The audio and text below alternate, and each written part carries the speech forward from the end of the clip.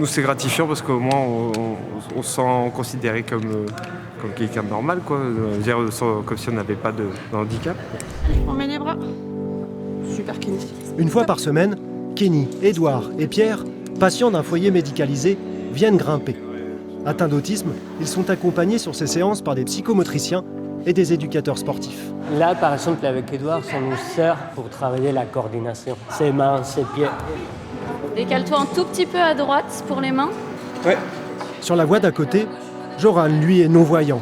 Touché par 3 tumeurs au cerveau, il a dû subir de la chimiothérapie, de la protonthérapie et des opérations. Et c'est après un acte chirurgical que le nerf optique a été touché. Super, génial. Mais grâce au sport, il a réussi à se reconstruire. De voir du monde et de faire une activité, le sport, j'ai toujours aimé le sport, j'en ai toujours fait.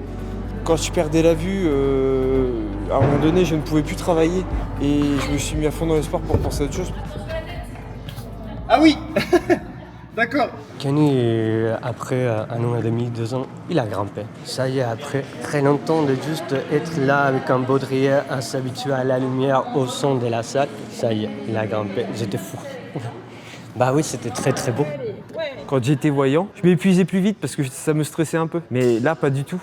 Là, je me sens bien. Épreuve d'une totale confiance, Joran assure également sa monitrice. Maintenant, Joran a un objectif, pouvoir, accompagné de sa femme, escalader en toute autonomie.